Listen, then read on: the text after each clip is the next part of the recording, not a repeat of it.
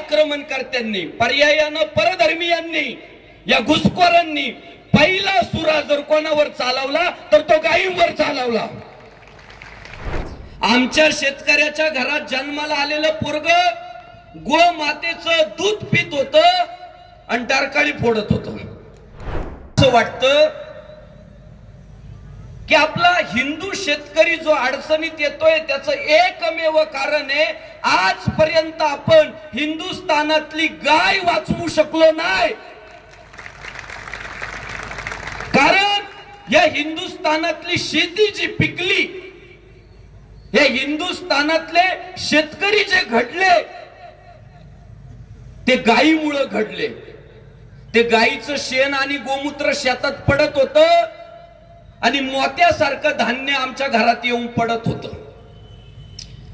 त्या गायींपासून निर्माण झालेले बैल चापकाचे फटके खात होते तेव्हा आपल्या शेतांच्या नांगरट्या होत होत्या। आमच्या शेतकऱ्याच्या घरात जन्माला आलेलं पोरग गोमातेचं दूध पित होतं आणि डारकाळी फोडत होतं। म्हणजे आपलं सगळं जे हिंदूंचं अस्तित्व आहे ते गायीच्या जीवावर आहे।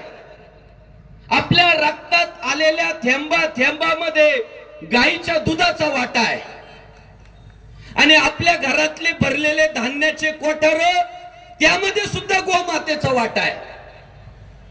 आणि दुर्दैवानं परकीय आक्रमणकर्त्यांनी जेव्हा या हिंदुस्थानावर आक्रमण केली तेव्हा त्यांनी पहिल्यांदा अभ्यास केला की हे जास्त गुरगुर कुणाच्या जीवावर करतात। उत्तर मिळालं यांची शेती चांगली पिकती। शेती कशामुळे चांगली पिकती?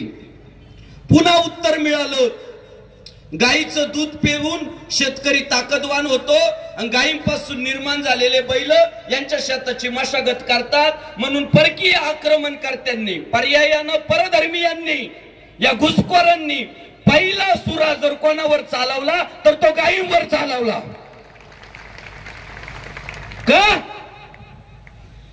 का गायीवर सुरा चालवला? एकमेव कारण होतं, इथला हिंदू भिकारी झाला पाहिजे।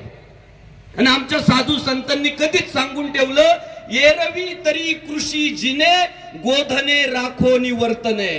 दादा, आपल्याला जर हिंदुस्थानातली शेती जिवंत ठेवायची असेल तर आपल्या गोट्यामध्ये गायी असल्याच पाहिजे। आपल्या शेतामध्ये वर्षातून एकदा गायीचं शेण आणि गोमूत्र पडलंच पाहिजे, तर या हिंदुस्थानातली शेती जिवंत राहणार आहे। आणि या परधर्मीयांनी, परकीय आक्रमणकर्त्यांनी पहिला सुरा चालवला गायीवर।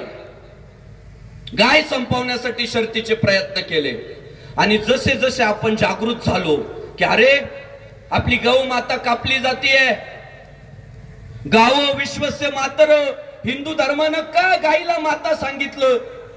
ती आपल्याला शेवटच्या श्वासापर्यंत जिवंत ठेवते, निरोगी राहण्यासाठी मदत करते, आपलं पालन पोषण करते, म्हणून हिंदू धर्मानं गायीला माता म्हणायला लावलं। आणि जेव्हा आपल्या हिंदुस्थानाच्या लक्षात आलं की परकीय आक्रमणकर्ते आपल्या गायी कापताय,